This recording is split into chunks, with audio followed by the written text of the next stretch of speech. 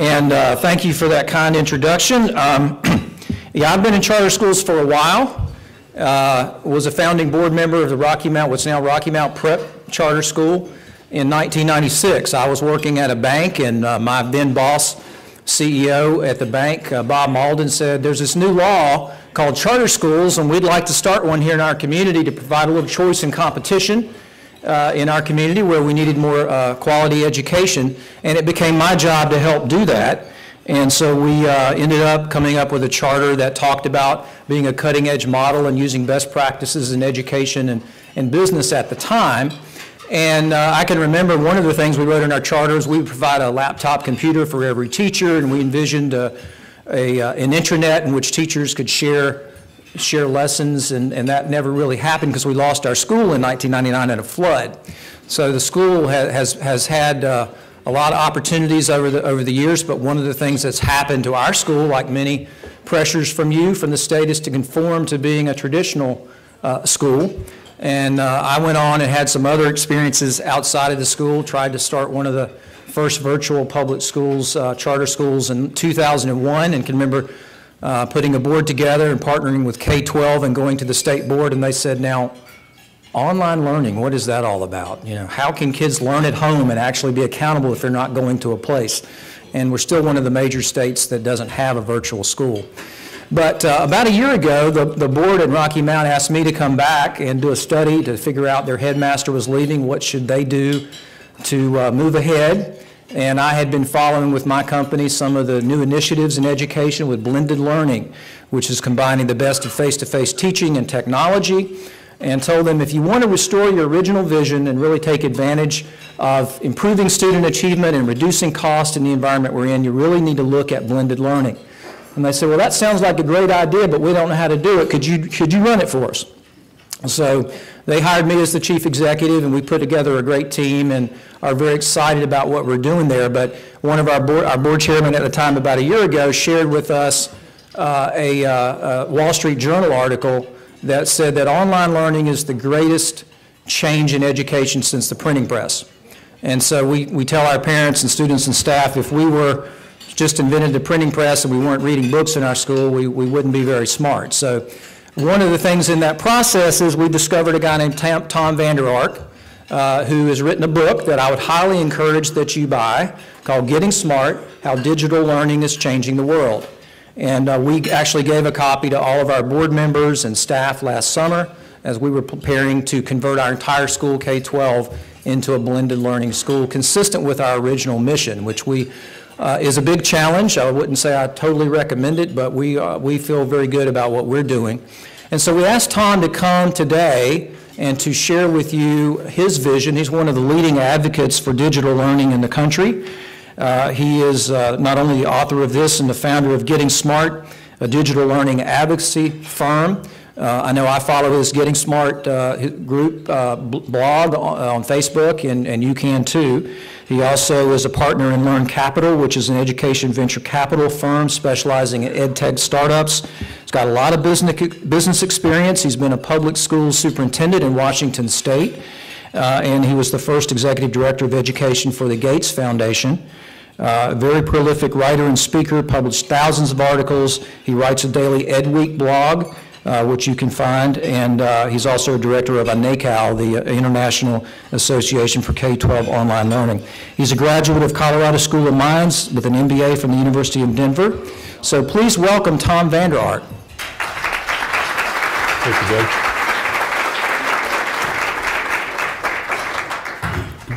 Good morning. I found out this morning that Doug and I have had similar life trajectories on different coasts. We didn't talk about this morning, but it was I was the CFO of a public retail company. We were a Costco Sam's competitor. We went 0 to $5 billion in about 6 years. And my boss, in the middle of this rocket ship ride, I'm about 29-year-old CFO of a public company, and he says to me in 1990, I want you to adopt a children's charity in Denver and take them to the next level. And I'm like, why would I want to do that? You know, we're running this successful company, and I'm worried about other things. And like Doug, I had a life-changing experience. It was really a road to Damascus kind of experience, where in a couple months working with this nonprofit called the Colorado Children's Campaign, visiting schools in West Denver and just looking at the data, I very quickly came to the conclusion, oh my God, I need to spend the rest of my life doing what I can to make education in America better. It took me a couple years to find somebody that would hire me in education. And finally, there's this crazy school district in Washington State that decided they wanted to at least interview a non-traditional candidate, but they couldn't find one to apply. And so a friend of mine asked me to apply, and Shazam, 2 weeks later I lived there. And then the teachers went on strike the first day. And so my 90-day plan went out the window, and so I spent a week walking the picket lines during the day and running town hall meetings at night, trying to understand what was happening in my community. But the great advantage was that I really got to know my community really, really well in the course of a week. So I had a great background in data and technology and finance, and then I got dropped into public education in 1994. Remember what was happening back then? We had just introduced state standards. There were no tests. So I had no student achievement data. I had no HR data. I had no financial data. It felt like I had landed on Mars, right? It's completely different world than I had known. But I got an interesting phone call from Bill Gates in that fall, inviting me to his office, and there were about 10 superintendents from around the country that were invited to learn more about a one-to-one initiative in Australia. And we sent a group of teachers over there, learned about it, and so in 1995, we were among the first districts in America to go one-to-one. If you haven't spent time in Mooresville, on the other side of the state, I'd recommend that trip. That's a pretty thoughtful one-to-one deployment. When Mark was at Henrico, when I was in Federal Way, and so we were both sort of early one-to-one folks. And then, like Doug had this early bug about an online virtual school. We started the first K-12 online school in the country in 1995. I remember going into my team one summer day saying, this is after visiting my daughter's classroom in 1994 when the World Wide Web exploded. And I went into the office the next day and I said, we're going to start an internet school. And they said, what's an internet school? I said, I don't know, but I think we should have one. And so we started it and enrolled 1,000 kids pretty quickly. And then I had to go visit our state superintendent to say, by the way, we have this new kind of school. We don't really do seat time. It's really competency-based and it's online. And she's like, I'm not sure we can really pay for that. So a couple years ago, I started getting smart. I am a fan of the show, and I do love gadgets. But the real reason we used the name was this great card that I got in my last year as a school superintendent that I have hanging up in my office, sort of my life motto, getting smart every minute. As Doug said, I think the shift to digital that we're living through is a really big deal. I think ed tech is right up there with biotech and clean tech and the spread of democracy around the planet as one of the 4 sort of world-shaping forces that's happening. It is becoming much easier for anyone anywhere to learn anything. MOOCs that exploded last year, these massive open online courses that make it possible really for anybody on the planet with a broadband connection to learn from the world's greatest professors, I think is an extraordinary signal that things are new and different. And we, particularly in the charter school space, have the opportunity to help figure out what that means. When I talk about the shift to digital learning, I'm not just talking about the shift from print to digital, although that is important. I'm also talking about the shift from flat and sequential content.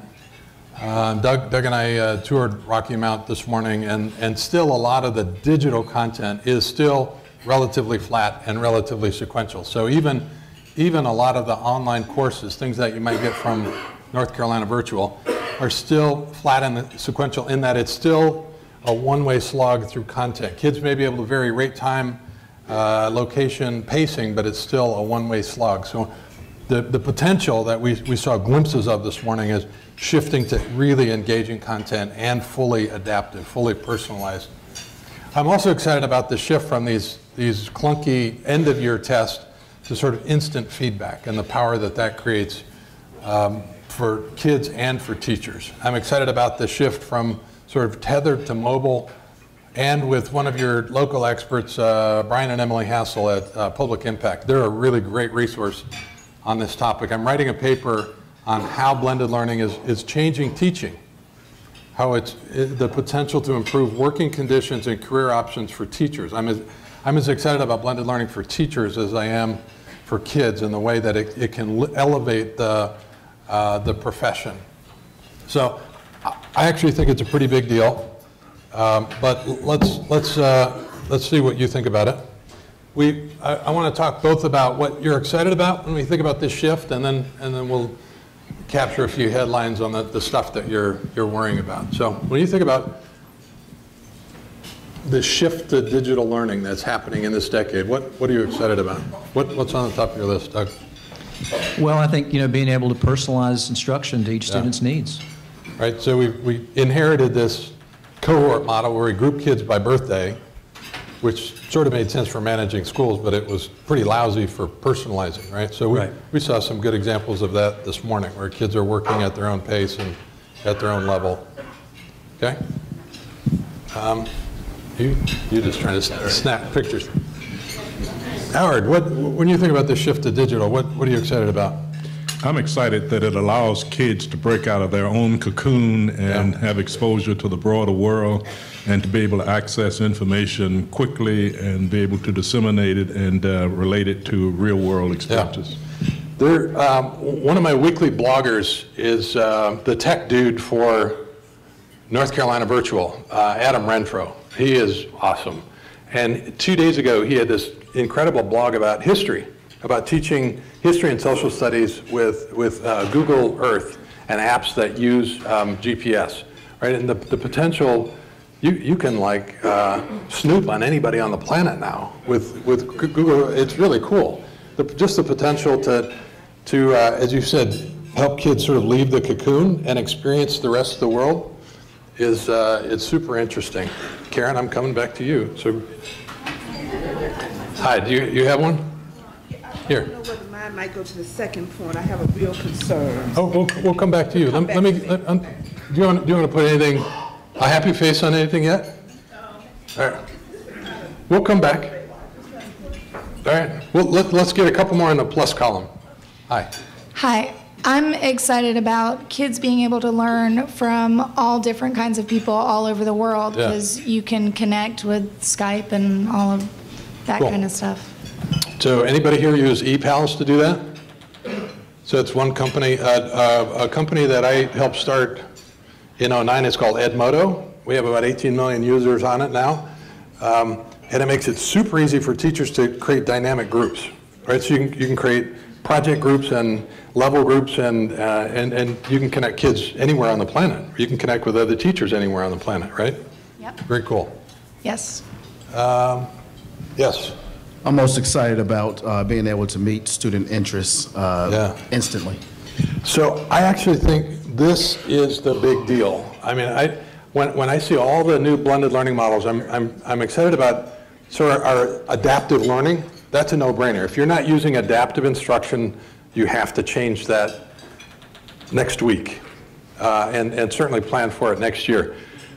And that's like we saw this morning with products like Dreambox, just levels, it engages and levels the learning. But the potential to move past that and incorporate student interest into the way we think about blended learning, I think that's the magic of combining standards-based and interest-based learning in really rich, interesting, dynamic ways. That I think is the potential of the decade. Yes? Offers the opportunity to democratize education, probably for the first time. It really does. I mean, we can lift the floor and connect every kid, every family, 365, 24/7, 365 with a new set of learning options. That's really the promise of, I don't know that we're going to close the digital divide, but we can raise the floor, so I think we can significantly increase the percentage of kids that are ready for college and careers in this decade. Do you have one you want to add, Karen? I think that one of the best parts of it is that we can identify learning gaps immediately without waiting, and much more be able sophisticated, to, right? Right, Yeah. and analyze the data instantly instead of waiting. So not just learning gaps, but identify and meet special needs. Anybody want to talk about that? Improved ability to meet special needs? Just what I see kids on the autism spectrum doing on iPads is really, it's really exciting. I think we're just like in the bottom of the first in terms of these technologies diagnosing and meeting special needs, but it's exciting to think about. Yes? Well, and just building on that, you can meet their needs very quickly instead of waiting for that benchmark to come back, and then the next year when the need has grown, and it's almost it becomes that uphill battle of filling in the blanks. Right. Good. All right. Let's we're going to capture some things we're concerned about. What are you worried about? I'm worried about how our focus is the at-risk child. Right. And I'm worried about how we fill the gaps, deal with the need to raise levels at the same time that you give greater exposure, and where they need more structure sometimes. That's how to keep that structure. It's a really good question. I think today on yesterday on gettingsmart.com, I posted a blog about there's a new report from the Carnegie Corporation, the foundation in New York City. It's called, their new report is called Opportunity by Design. And in that report, they talk about the dual challenge that we face of simultaneously raising our standards, trying to adopt new Common Core standards, and meet the challenge of more kids that are coming to school not ready to learn. Right? So you have to, they call it the recuperative power. You need schools that do a better job of diagnosing and accelerating learning. We're good at closing those gaps. Yeah. But how do we then also give the exposure and that next level of learning while we're doing that at the same time, keeping that structure that you have to have with the child who comes, who really needs the structure. Yeah. And do you lose any of that in the process? Yeah. That's what I'm concerned. So I think blended learning can help with that. I think online learning is really exciting, but I think most kids, particularly the more risk factors that a kid brings to school, I think the more scaffolding and support they'll need. What else are you worried about as you think about the shift to digital? Yes. Okay, come back to you. I'm very concerned about the enormity of the staff development issue. Yeah. Without pointing a finger at all of us, we as educators should be on the cutting edge of new design and new technology, and that's what charter schools are all about, and often we are the last to change our strategies and approaches based on the paradigms that are ingrained in us. Yeah, no, it's a challenge. So Doug and I talked about this morning. This is, if you haven't, you should go visit Rocky Mount and see what it looks like and feels like, because we're talking about jobs for educators that are very different, and it is a big transition for them. We also, I want to put some of this on me in the ed tech community. The tool set is lousy, right? It's not nearly as easy as it should be to create great new schools. It's still really difficult to get all these new products and tools to work together. So that's something that I'm really worried about, because it shouldn't be any harder than taking your iPad out of the box and running a class, right? And that's pretty intuitive, except there aren't really a good set of tools for teachers to use iPads in class. What are you worried about? And In addition, we need more education and support and scaffolding for students to really understand how to be digital citizens, because we assume that they know because they're always around all of this technology, but when you throw them into a learning environment, a blended learning environment using technology, they need that support to use it effectively and responsibly. So it's interesting, right? There's two sides to this. On one hand, kids are really digital natives. They've grown up with these tools and they use them. But particularly when you get to high school, we've spoon-fed them into a version of school. And when you flip the model over and they're suddenly asked to be responsible learners, right, to manage their own learning, some of them aren't quite ready for that, right? So at least as you're thinking about the transition, folks need some help. Hey, Joe. The need for the students to continue socialization is problematic with blended learning. They still want interaction with their peers and their teachers. And their teachers. Yeah. They need the real hands-on direct instruction piece where they can interact. Mm-hmm. So I think both of those are really important points to keep in mind as you think about, when you have the conversation with your community about the kind of school model that you want, to make those design principles and to say we don't want to do anything that weakens our sense of community. We don't want to do anything that weakens the powerful, sustained relationships, right? And so if you make those a priority, you can build them into your model. Are there other things you guys are worried about over here? Anything else? Anybody worried about how much it costs? Right? So it's hard to figure some of this stuff out. So we're talking about a transition that can have a lot of capital expenditures associated with it. So making good decisions about hardware, about broadband, about staff training, about facilities changes that you have to make this all work. It can be daunting. Do you have one you want to add? And along with that, the expense of initiating it, but the expense of staying current. I mean, that is, every year you're outmoded. Yeah. And that gets pretty doggone expensive. Yeah. So the great news is there's lots of ways to save money. Devices have come down so much that it's now can be cheaper to give kids a tablet, a loaded tablet, than a backpack full of books. And if you read Mark Edwards' new book, he'll say it costs them $200 or $250 per kid per year. And it took him about 3 budget cycles to find those savings. The interesting thing is that Mark found those savings in his budget without really changing his staffing model. And if you read from Public Impact, if you read the 10 models on opportunityculture.org is where they have their 10 extended reach models. Those are examples of looking for more productive staffing patterns. So between new ways of thinking about instructional materials, new professional development strategies, and new staffing strategies, you can easily fund this. It does take a good transition plan, and if you want to do it really fast, like these guys, where they converted the whole school, you may need some outside financing. But we'll talk more about this in the breakout session if you're interested. So let me summarize, sort of in my own words, some of the things that you talked about. In my book, I tried to sort of summarize the 3 big benefits that you should derive from the shift to digital learning. One is customization. A lot of you talked about the improved ability to diagnose and meet the needs of individual kids. Secondly, motivation. I think this is a really big deal, the chance to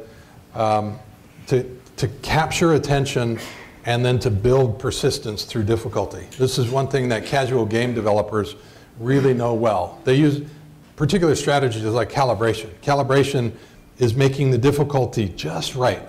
It's where it's not too hard that you get frustrated and quit, but not so easy that it's boring. And that's why you keep playing things like Angry Birds. They calibrate really well. So we can learn from that. One company that's doing learning that way is Manga High. MangaHigh.com, middle grade math games.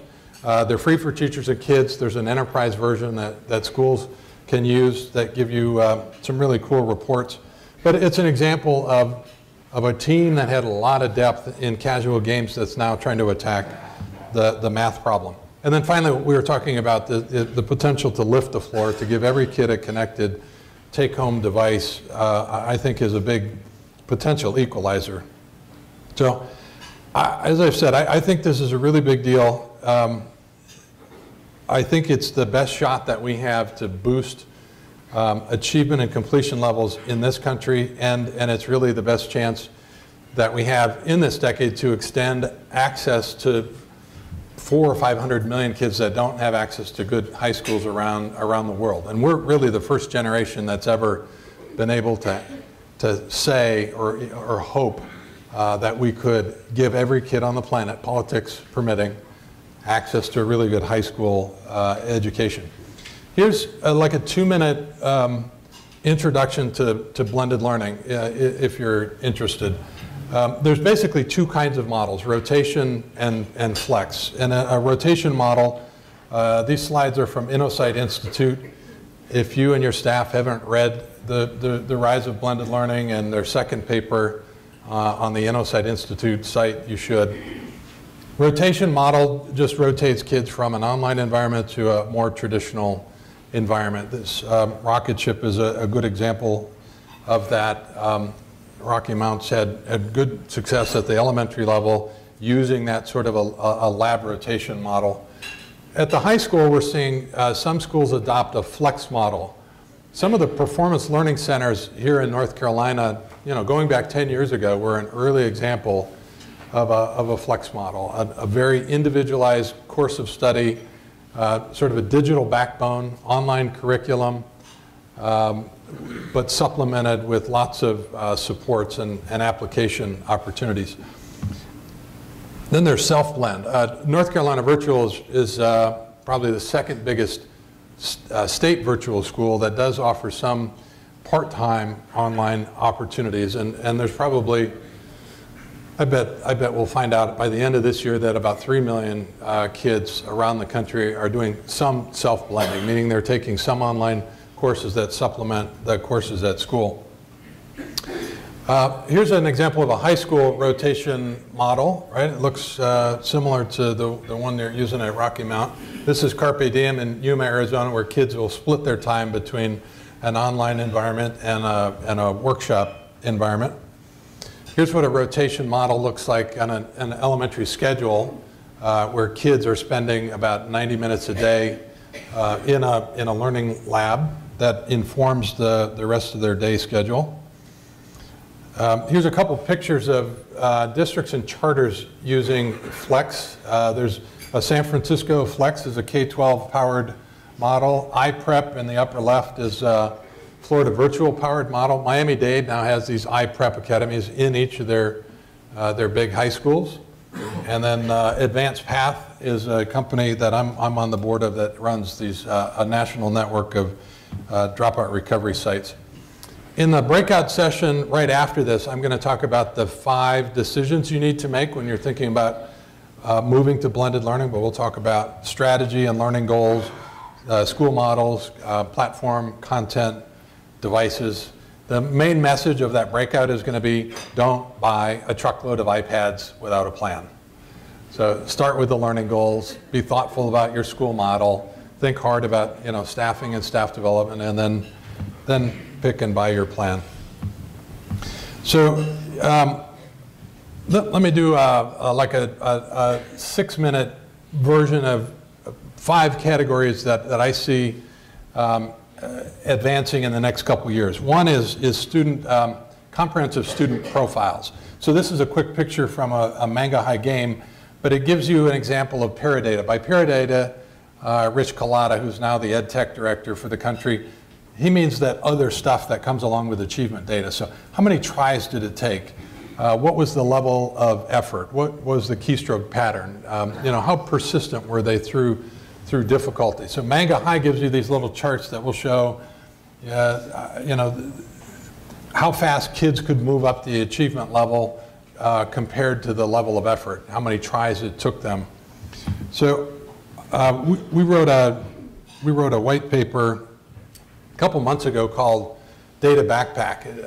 DigitalLearningNow.com is an initiative that I helped launch with 2 former governors, and I've been writing a white paper a month on these big issues. And we run on comprehensive profiles and suggested that a couple things, that kids ought to have a big grade book of data that follows them, school to school, grade to grade, and 2, that there ought to be a learner profile where we can really, parents and teachers and other providers can access information about how a kid learns best.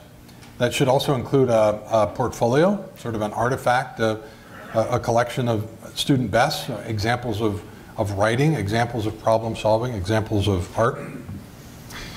Those profiles are increasingly going to run playlists. So my idea of homework is being able to send home with every student a customized playlist that's just for them, just the right levels and in the right modality. So one student might take some Khan Academy videos home, some might take some computer games home, some might take a simulation home. The ability to customize a set of learning experiences for every kid. That's sort of the ultimate flipped classroom vision. Platforms are getting better, but slowly. I mean, this is what you should be able to buy, but still can't. We can talk more about this during the breakout, but it's still a challenge, and there's a lot of us pushing hard to get to this point. But I think in 18 months you should have better choices that are really comprehensive in terms of the tools and services that are offered. Progress. What might be even more profound than the shift from print to digital is the shift from cohorts to competency. The notion of allowing kids to move at their own pace. You know, as some of us mentioned, we've grouped kids by birthday for a long time because it was the only way we knew how to manage things. And the ability to create schools where kids can move more naturally, where we have a better answer than, oh, you didn't get it, you have to go back and repeat a grade, right? Where we can create more time around a specific set of learning objectives, I think is a really, really profound change. And while I think in some respects we'll make the shift from print to digital in the next couple of years, I think really changing our institutions, our facilities, our policies to be more competency-based, that's sort of a generational shift. It's so thick. Khan Academy, speaking of them, they've produced about 3,500 of these math videos, and that's a big contribution. But the most important thing that's happening behind the scenes is that Sal and team are building the tools for competency-based learning, starting with knowledge maps. That's a map of math from Khan Academy. And then secondly, they're creating playlists. And third, they're creating badges or achievement recognition systems. And I think those are the 3 big tools that you'll need to manage competency-based environments.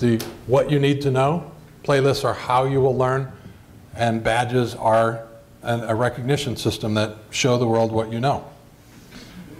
Another and last area of progress that I'm seeing are some new tools for project-based learning, making it easier for teachers to create or co-create with students a set of standards-based projects with rigorous, rubric-based assessment. PBLU.org from Buck Institute, BIE, those are really a thick set of resources. They'll soon have a Buck Institute app for Edmodo, so the combination will really be powerful. You have some new tech schools in North Carolina. There's about 100 around the country. And the New Tech Network is powered by ECHO, which is a project-based learning system. And then there's a little group in Milwaukee called Project Foundry that powers the 100 schools in the EdVisions network. So